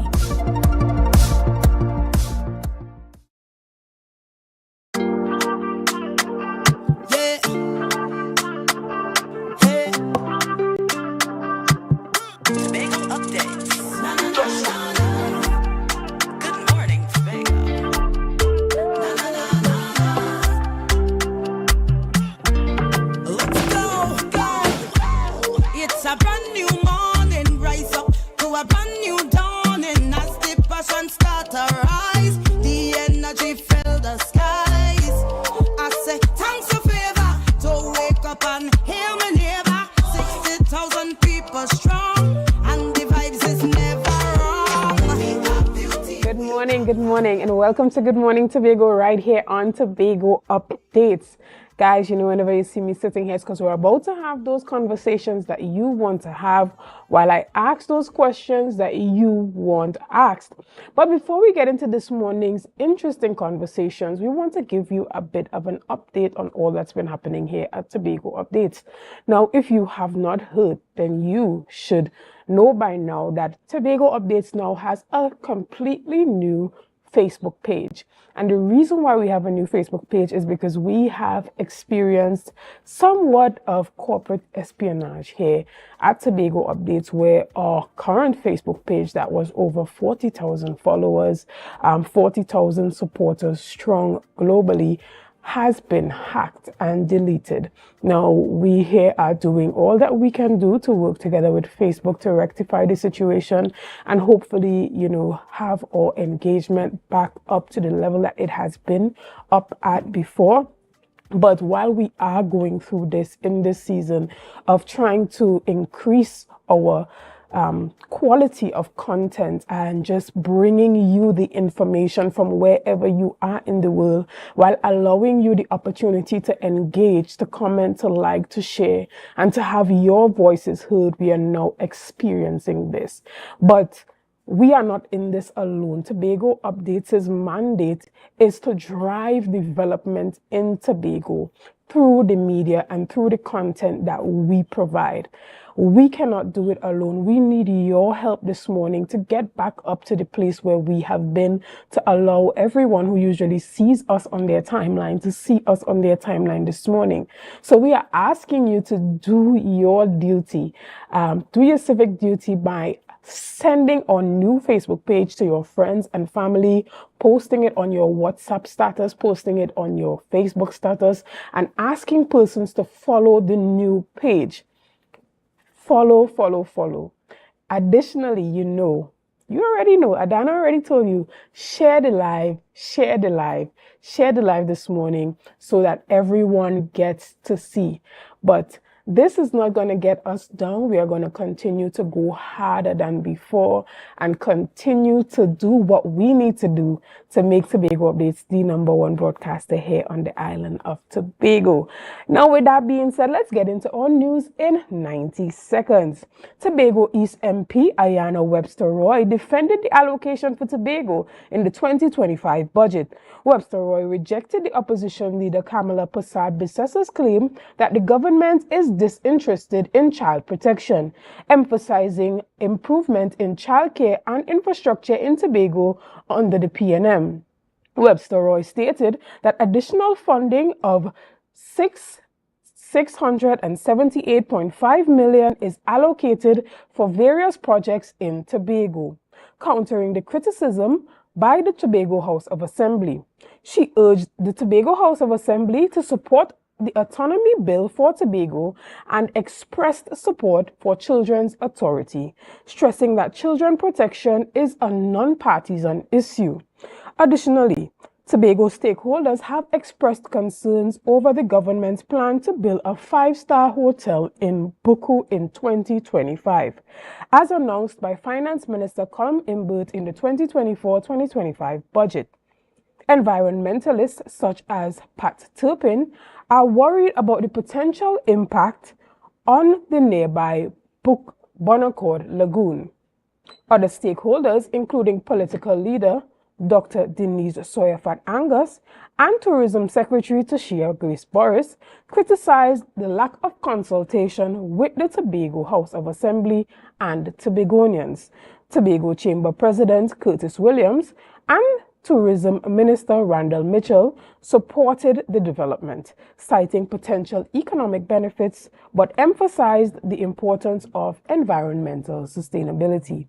And finally, Beverly Ramsey Moore has retained her position as president of the Pan Trinbago, with a landslide victory in the recently concluded Pan Trinbago elections. Ramsey Moore will serve another 4-year term following her successful re-election, which took place yesterday at the Mukorapo East Secondary School.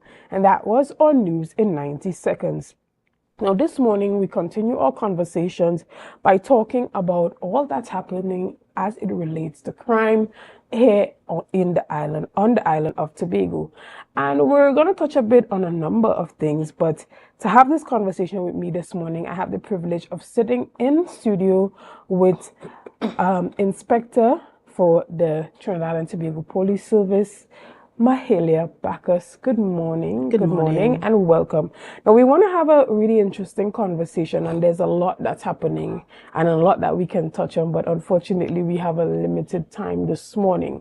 But more importantly, we've seen, like never before, there has been a surge in crime on the island of Tobago, and persons have been concerned from a business standpoint, even from the standpoint of, the family.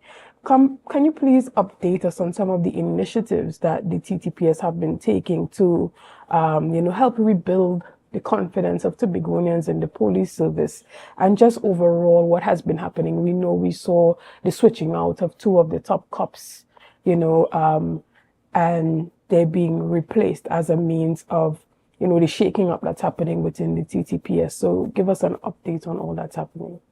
Okay, so good morning. Good morning to Tobago, and thank you for having me here this morning. I'm pleased to be here. In general, the Tobago division has been doing an excellent job, regardless of what we see that has been happening. And I think it has been expressed before that a lot of the homicides and so on that we are seeing have been gang related. So in keeping with our TTPS operational plan, and also the commissioner has designed a crime reduction plan, our efforts are in terms of dismantling and eradicating gangs throughout Trinidad and Tobago, because what we see is that they have infiltrated our society here, and it's not like only Trinidadans coming here. We have persons in Tobago who are actually part of these gangs and are supporting the activities that are taking place. So some of the messages that we want to send out there are anti-gang messages. We want our young people to know that this is not a lucrative avenue in terms of a choice for life. You know, there are better things that you can do to help yourself as a young person than to be attracted to the guns and the drugs and that life of crime. One of the things that we have seen over the years is the music that has helped to fuel some of this these activities and what people tend to find themselves engaged in when it comes to gangs. So what we are on the path of really sensitizing the public. What are some of the signs that you look for? Some of the things that you don't need to accept in a community. And when you see it, you raise an alarm. Our other non-governmental organization, the faith-based organizations, our community councils, our youth groups, all the persons on the outside who can make a difference and to make a change so that we could see something else different for Tobago that we were accustomed to and not what we are seeing now. We shouldn't be comfortable with what we see in our communities, what has raised its head in as a quiet place such as Argyle, right? Every day you look on the news, you saw those two instances happening and different things are taking place, and you're hearing so many things in the community spaces that are happening. But we as a people and persons in our community, we have to stand up and say this is not acceptable, and let us get rid of the few elements that are causing these problems for us in our society. Right. And when it comes to the changing out of the two heads that were in Tobago, Mr. Rodel Kirk as well as Mr. Collis Hazel, who have now been transferred to Trinidad, how has that impacted the organizational culture, if any, and how has that transition been in the Tobago division? Well, one of the things that I can say that when we all join the service, no matter where you are placed, you are still a police officer and you are expected to operate at the rank that you are given in the service. So the focus on the two heads going to Trinidad, there were two persons sent here who are equally as capable as they are to run the division. The movement of the officers in terms of culture, really, everybody comes with a different management style and so forth. So it's pretty still new, and we are going along, as I said, we are being guided by the operational plan, which is the main objectives and the goals set out for the service. So no matter who you are or where you are placed, even Mr. Cook or Mr. Hazel, where they are, have to be guided by those operational plans in terms of where the space that they are in terms of achieving those goals and objectives. So culturally, there hasn't been, to say, well, any extreme change, but we still continue to the part of trying to get community engagement and to provide public safety for our staff, and also at the same time trying to get operational excellence for the service and looking at the welfare of the officers within it so that we could achieve these goals that we are looking at. All right, and the budget presentation was just last week on the 30th of September. Were there things in particular that the TTPS were looking forward to or is looking forward to in regard to the type of allocation that is needed to help to develop the Tobago division? Well, what I was happy to see is the allocation in terms of purchase of over 2,000 vehicles for the TTPS, and this is over a period of time, but it is still timely and welcomed and accepted. I recently heard the commissioner, she was speaking on an interview at the airport, and just as what she was saying, The vehicles that could be fixed, they would be fixed because now we have some funding. And also we welcome the fact that we are getting new vehicles, because in order for us to respond properly, in order for us to create a presence, we need those vehicles on the outside, along with the foot as well. But if you are to be more strategic in what we do, the vehicles are more helpful in helping us to respond to situations on the outside and for persons called to service. Because when you look at Tobago geographically, especially in the east, some districts, for example, Charlottesville, comprise of all the way lands for me. So you have the Charlottesville police station being in Charlottesville itself, but you have to tend to a report across in lands for me and Bloody Bay, right? So when you look at the geographical location, the vehicles are really, really important to us here in Tobago. All right. And when it comes to boosting the morale of officers, what are some of the initiatives that are happening within the Tobago division to ensure that all officers are up to standard, but also are taking care of their mental health? Okay. So one of the things the TTPS focuses on a lot is in terms of leadership and creating capable leaders who are competent as well, which also involves motivation, and the motivation will come along in terms of motivating your staff. So we tend to be a lot emotionally intelligent as to how we reach out to our members of staff. We look at how we have work-life balance and ensure that persons' social life is just as equally important to how they operate on the job, to create that job satisfaction for officers. So we look out for them. We ensure that sometimes there are, de-stressing activities that the officers are involved in. We have a very active EPA system, and that involves our social worker. And ever so often we have little debriefing sessions or little icebreaker sessions with staff to take away the stressful moments that they have to encounter on a daily basis, when they have to treat with so many reports and at the same time balance what they have going on in their social life. So that is what we do in terms of creating that mental health and wellness for officers. All right. Excellent. So we're going to take a quick break right here, and we'll be back with much more conversation. So see you soon.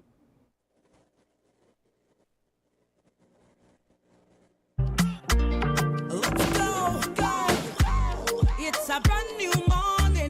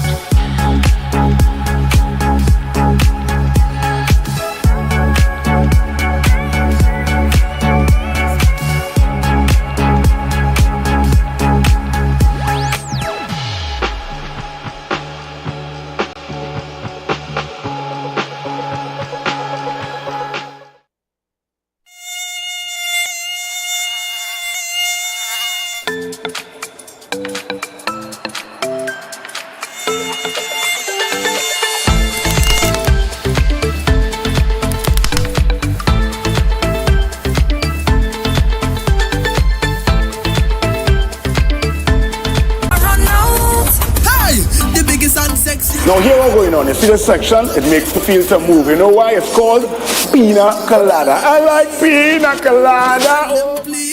Forget just the girl them crave for, they really need it too. When you play with oh my goodness, and as the name says, it is as creamy as it's sweet. You never wanna leave, cause the drinks them running for throw. Cause they really feel a vibe every time you say right down and up and like this, man, it's nothing like this, not you be like you. Forget just me say something and nobody like you. And every single time we touch, you know I never stop. This is Pina Colada, something nice with a little bit of spice, and of course, not once, but we're gonna do it twice. Tell a cruise, make the banner. We are on the road with Pina Colada. Boom, boom. Don't tell me about work I out on the road today. Don't tell me about work I out on the road today.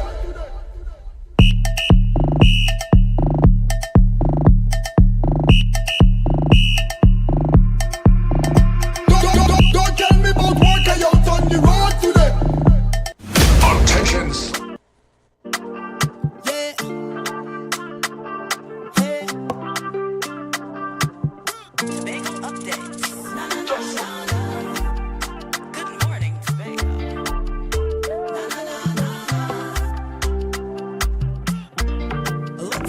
morning and welcome back to Good Morning Tobago right here on Tobago Updates. Now, I don't know if you know, but we're counting down to the pre-grand opening of Mommy Say, Nurturing, a non-governmental organization dedicated to supporting low-income and new and expecting mothers and children.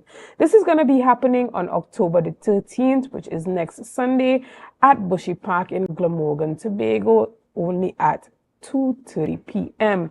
So you would be the first to experience some of their services, which include newborn preparedness hampers, affordable maternity and children's clothing, and a lot more. There'll also be free school supplies distributed on a first-come, first-served basis, and so much that you can benefit from if you come early.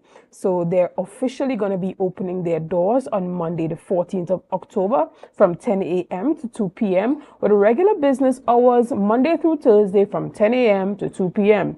And you would be welcomed to their Mommy Say family. So if you want to get more information, just go ahead over to TikTok or to Facebook and follow them, all right? All the information is there.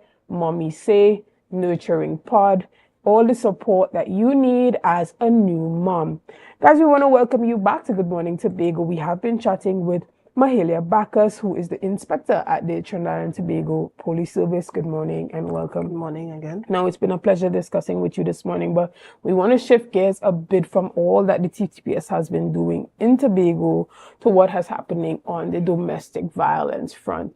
Now, it was just, I believe, a week before last week that we heard one of our senators was removed from Parliament because of a situation with domestic violence. So that is to say that domestic violence happens at all levels of society, whether it be, high income, low income.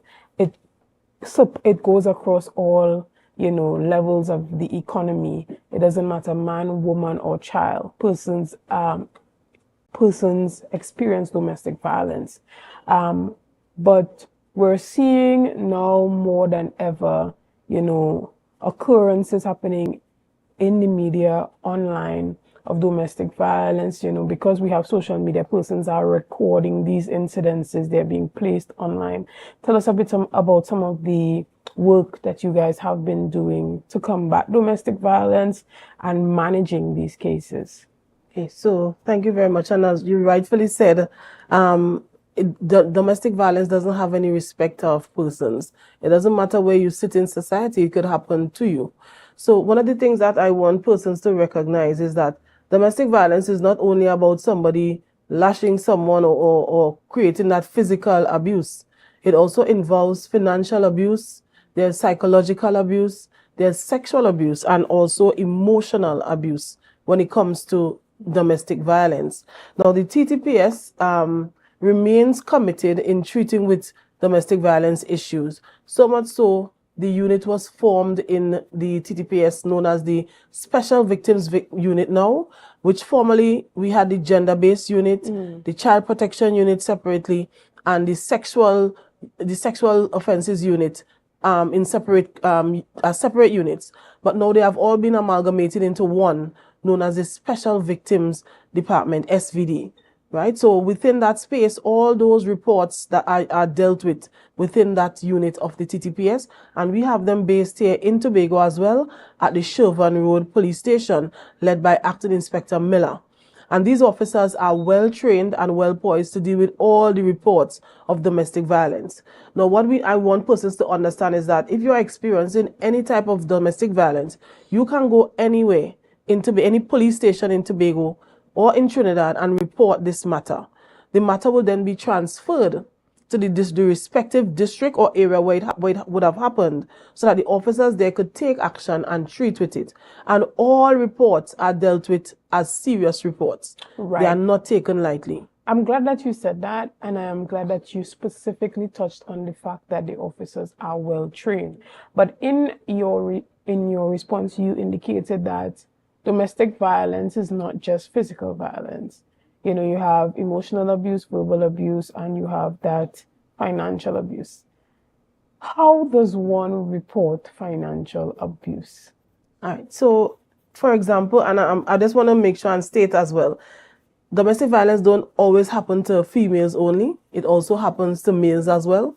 But you will find that the females are the one that will come forward to report it to the police most of the times. So, for example, you might be in a relationship where you are married, you have your husband and or the wife. They are the person that is working that is working or employed, and for whatever reason they are not supplying the other person or helping to maintain them financially, right? They may avoid giving them monies to us to help themselves to do certain things, to even buy a new piece of clothing, and the person will be asking and it is not being given at all. And have them feeling in a particular way and distressed, so much so that it sends that signal emotionally, because sometimes situations like these could trigger other things to happen to the individual and leads to other instances or situations that could affect that person's mental health. So the position that they may be in, they are the ones employed and are avoiding assisting the other person intentionally without any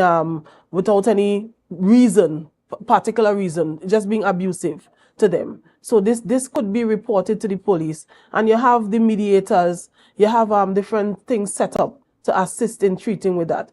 Now, I know you mentioned that the officers being well trained, so much so that the police academy now has a module set up in terms of gender responsive policing for the officers who are now coming into the service. So this is a new module that they are using so that it is victim-centered for the officers to recognize what signs, what they need to look for when the reports are made. Sometimes it may not be the victim itself, but some other person who is concerned about the welfare of the individual that may make the report to the police and cause them to intervene. So you have to know what you are looking for in order to determine, well, this is a case of domestic violence. Right. And I'm interested to know, how does one really treat with verbal and financial abuse? What are the repercussions of such? Because, sometimes there's a situation where, as you indicated, it's just, let's use for example, just the husband that's the breadwinner who's working, and you have a stay-at-home mom. What are the implications? What can happen to a husband who is being financially abusive? All right, and he continues in that vein and, says things like nobody could do him anything or... All right, so hence the reason why we look at it as domestic violence, which is an offense. So if you are taken before the court, you could have the magistrate making certain pronouncements so that if he gives an order or she gives an order, that you have to provide at least $500 per week based on what you are working for to the spouse, whether it be the male or the female, to assist them, right? Because sometimes you denying that person of the money could mean that they can't help themselves in a particular way. They may need it for medication or for something, probably to attend the child's meeting, to buy a new piece of clothing, to attend the child's a school meeting or something, that may be helpful to them. And you not giving it to them causes that mental stress on that individual. Right. Well, I'm glad to hear that it is categorized as such, because I think this is really important information. And again, extremely important for you guys to share this live, because it may just be the type of information that someone needs to hear today for their own situations. A lot of persons, because they are, married, may feel like, situations like child support is not, relevant to them. Women are also, faced with the burden of shame, to say, okay, well, I'm a married woman and this man does not support in any type of way, whether it be that she is working and he just doesn't contribute to the household at all, even in these, rare situations, things like this happen. So, we are imploring you to share this live or share it to someone in their DM. But when it comes to safety and security here on the island of Tobago, there's a lot that's going to be happening specifically in this month of October. We have Carnival that's happening at the end of this month, and we want Tobagonians or visitors that are going to be on the island to be safe. So, just direct the people on some of the safety initiatives that are happening and what they can do during this period to keep themselves safe. All right, so I'm glad that you mentioned that because we know that the carnival is coming up and we expect an influx of persons coming into the island, onto the island as well. So we want persons to be mindful of their surroundings.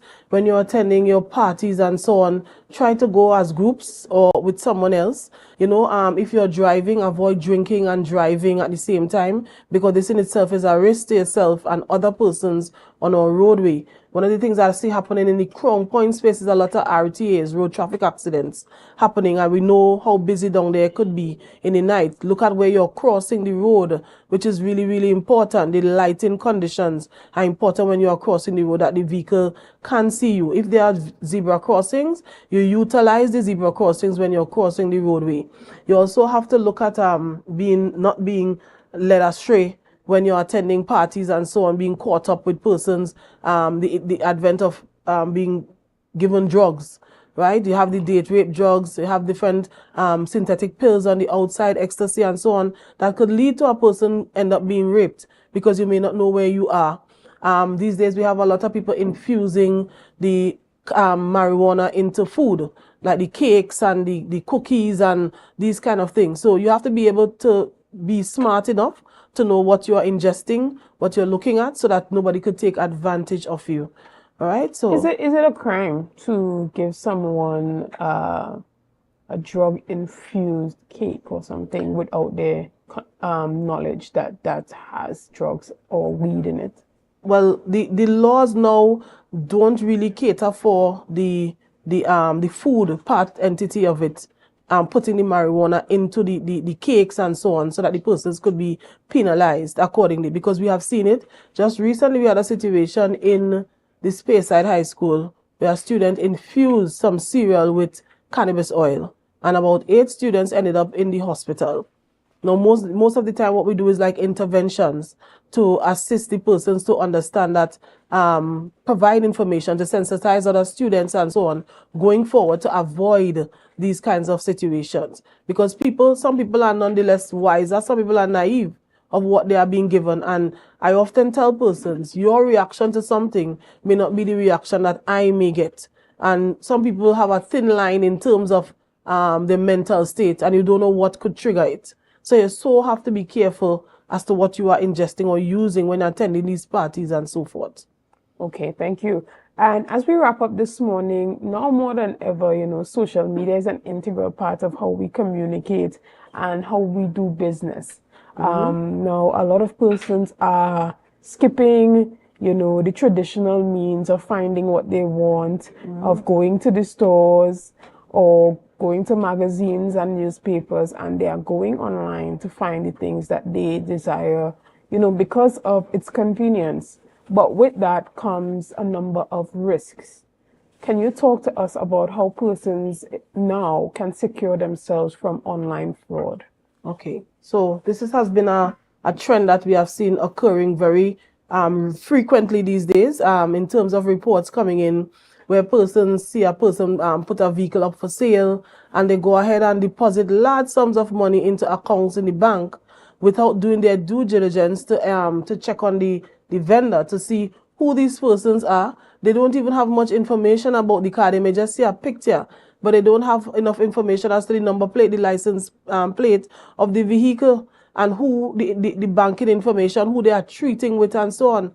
And we see people depositing monies and getting scammed online doing these things. So I'm asking persons, when you see these ads, do your due diligence with these individuals and check to see who they are, who are you conducting business with, right? And even if you have to get someone on the other end of Trinidad, because most times the persons are in Trinidad, to have check the vehicle or check the item before it gets to you, to ensure that these persons are legit, so that you would not be fleeced of your money when the time comes.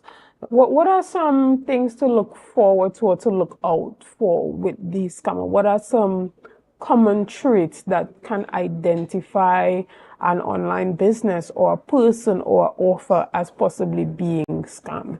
Because there's this saying, if it sounds too good to be true, then it's probably too good to be true. And just like you said, sometimes it sounds too good to be true and too easy, to acquire the stuff.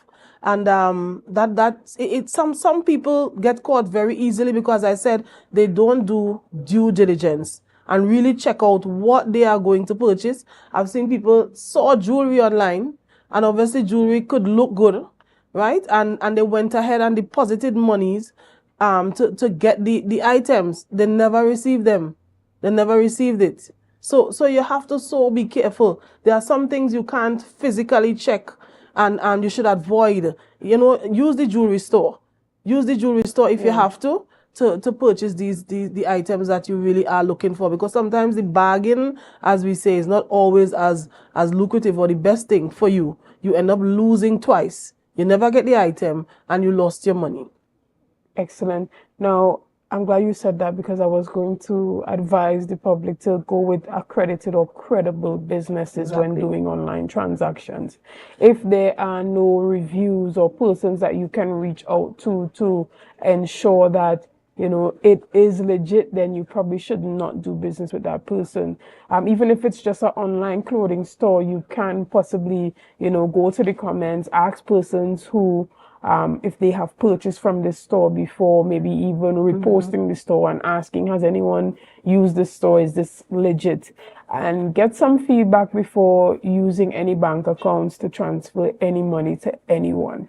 Whether it be, for 100 TT dollars or, upwards of $10,000, be very, very skeptical about how you are spending your money in this time and in this season. Now, we're going to wrap up this morning's discussion, but is there anything that you want to advise or, say as we close this morning? All right, I just want to advise the public, as usually, TTPS always encourages persons, if you see something, please say something. It is one of the ways that we could change what is happening now in our space. Be mindful that we treat all our reports, all information that we have in a confidential manner, and at all times we try to treat with the information that is given to us. So please, I'm asking all persons on the outside, all citizens, to recognize the role that they play in what we want to see as change for Tobago and to get back to where we were before, right? So if you see something, please say something.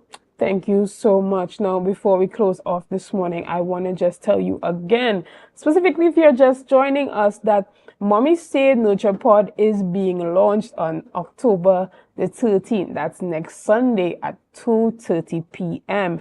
And we're counting down the time for that grand opening. And that is a non-profit organization dedicated solely to support to low income and new moms, as well as expecting moms and children. So you can be the first to experience some of their services, which include newborn preparedness hampers, affordable maternity and children's clothing, and so much more. Now, if you get there early, you may be able to benefit from some of their free school supplies that would be distributed on a first-come, first-served basis. They're officially opening their doors on October the 14th from 10 a.m. to 2 p.m., while their regular business hours would be from Monday to Thursday at 10 a.m. to 2 p.m. Now, you don't want to miss this. Don't be late. Come out and be a part of it. Come out and support it. Be a part of the Mommy Say family. Now, you can visit their Facebook or TikTok pages where you can follow them and follow all that they are doing. So that's all that we have for you today. Again, Tobago Updates is going through a period of restoration and rebuilding, as we have lost our original Facebook page to a hacking attack. But we are doing all that we can do to rebuild and to bring you quality content from wherever you are in the world to allow you to stay updated with all that's happening here at Tobago Updates. I want to say a special shout out to all the persons who meet me and let me know that they are always watching and always supporting. Now, you have a civic duty to help us get back to where we were before. We're doing our job here, but you have to do yours as well. Now, you are a part of the Tobago Updates family, so that means you have a duty to continue to like, to share, to comment, and to put the live in your group chats, put it in your WhatsApp chats, send the page, let persons know that Tobago Updates has a new Facebook page. Like, share, let's get back to where we were before. This attack is not going to do anything to us. We're just going to continue to build and increase our quality as we contribute to development here in the island of Tobago through quality media production. Thank you so much and have a great day. It's a brand new morning, rise up to a brand new dawning as the passion starter.